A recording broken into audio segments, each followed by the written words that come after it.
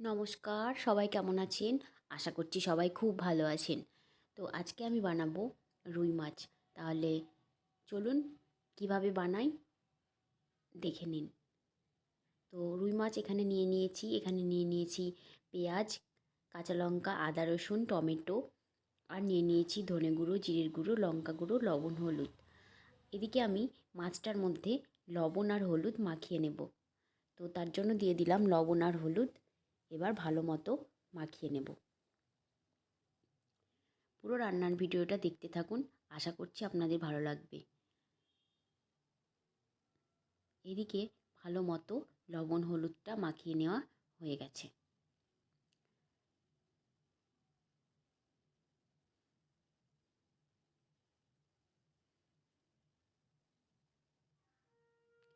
এদিকে আমি কড়াই বসিয়ে দিলাম আর কড়াইয়ের মধ্যে দিয়ে দেব সাদা তেল। আজকে আমি সাদা তেল রান্না করব।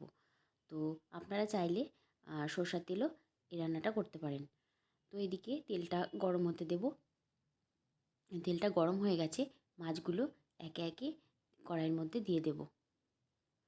তো মাছগুলো এইভাবে খুন্তির সাহায্যে দিলে তো হাতে ছ্যাঁকা লাগার ভয়টা কমই থাকে। তো চাইলে আপনারা এইভাবে মাছগুলো কড়াইয়ের মধ্যে দিয়ে দিতেও পারেন। অবশ্য অনেকে এরকমভাবেও দেয়। তো আমি এরকমভাবেই দিয়ে থাকি। তো মাছগুলো দিয়ে দিয়েছি ভাজার জন্য। তো ভাজা হতে থাক মাছগুলো। মাছের একদিকটা ভাজা হয়ে গেছে, অন্যদিকে উল্টে দেব। খুব সাবধানে উল্টাতে হবে, না হলে মাছগুলো ভেঙে যাবে বা তেল এসে হাতে লেগে যেতেও পারে। তো তার জন্য সাবধানে মাছগুলো উল্টে পাল্টে দিতে হবে।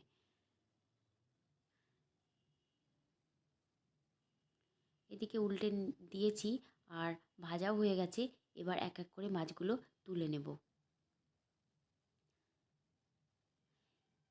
মাছগুলো তুলে নিয়েছি, বাকি মাছগুলো একইভাবে ভেজে নেব। তো রুই মাছ হচ্ছে এইভাবে রান্না করলে প্রচণ্ড ভালো লাগে খেতে। তো কে কেমনভাবে রুই মাছ রান্না করেন প্লিজ কমেন্টে জানাবেন। তো দিয়ে দিলাম বাকি মাছগুলো। বাকি মাছগুলো ভাজা হয়ে গেছে, তুলে নিয়েছি। ওই তেলের মধ্যে দিয়ে দেব দুটো তেজপাতা আর সামান্য গোটা গরম মশলা আর দিয়ে দেব সামান্য গোটা জিরে। তো একটু ফোড়নটা ভেজে নেব। তো নেড়ে নিয়েছি, নাড়াচাড়া করে নিয়েছি। এরপরে দিয়ে দেব পেঁয়াজের কুচো কুচো করা পেঁয়াজ। তো পেঁয়াজগুলো দিয়ে দেওয়ার পর পেঁয়াজটা একটু নাড়াচাড়া করে নেব যতক্ষণ না পেঁয়াজের কালারটা চেঞ্জ হয়ে যায়। এদিকে হয়ে গেছে পেঁয়াজের কালারটা চেঞ্জ, একদম নাড়াচাড়া করে নিয়েছি। তো এর মধ্যে এবার দিয়ে দেব আদা, রসুন, কাঁচা লঙ্কা বেটে রেখেছিলাম, সেটা দিয়ে দিলাম। দিয়ে দেওয়ার পরে ভালো মতো নাড়াচাড়া করে নেব। তো এদিকে নাড়াচাড়া ভালো মতো হয়ে গেছে। তো এরপর আমি এর মধ্যে দিয়ে দেব গুঁড়ো মশলাগুলো, লবণ, হলুদ, লঙ্কা গুঁড়ো, ধনে গুঁড়ো, জিরের গুঁড়ো দিয়ে দিলাম। এরপর মশলাটাকে কষিয়ে নেব। তো মশলাটা এদিকে কষাতে হতে থাক, এর মধ্যে দিয়ে দেব টমেটো। এখানে টমেটো দিয়ে দিলাম। এরপরে টমেটোটা এর সাথে ভালো মতো মশলার সাথে কষিয়ে নেব।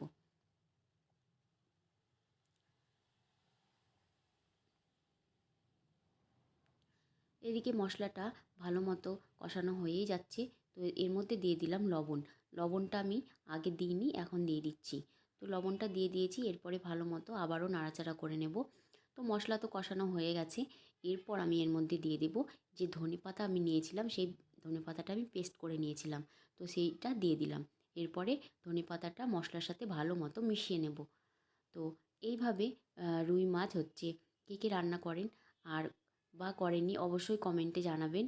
আর এদিকে হয়ে গেছে, ধনেপাতাটাও দিয়ে দেওয়ার পরে ভালো মতো নাড়াচাড়া করে নিয়েছি মশলার সাথে। ধনেপাতারও কাঁচা গন্ধ চলে গেছে। তো এবার হচ্ছে এর মধ্যে আমি দিয়ে দেব সামান্য পরিমাণে জল। এদিকে হচ্ছে ভালো মতো কষানো হয়ে গেছে, তেল ওপরে ভেসে উঠেছে। তো এদিকে আমি দিয়ে দেব একদম সামান্য পরিমাণে জল। জলটা দেওয়ার পর ফুটতে দেব। এই রান্নাটা গরম গরম ভাতের সাথে প্রচণ্ড ভালো লাগে। একদম ধোয়া ওঠা ভাত এরকম হচ্ছে মাছের একদম মশলা দেওয়া মাছের সাথে গামাখা। তো এদিকে ফুটে উঠেছিল, মাছগুলো দিয়ে দিয়েছি। মাছগুলো একটু ভালো মতো নাড়াচাড়া করে নেব আর আবার আরও কিছুক্ষণ ফুটতে দেব। ধনেপাতা বাটা দিয়ে এইভাবে রুই মাছের ঝোল কে কে পছন্দ করেন বা এইভাবে কে কে রান্না করেন অবশ্যই কমেন্টে জানাবেন। আর রান্নাটা কেমন লাগলো অবশ্যই কমেন্ট করে জানাবেন। রেডি আমার ধনেপাতা বাটা দিয়ে রুই মাছের ঝোল।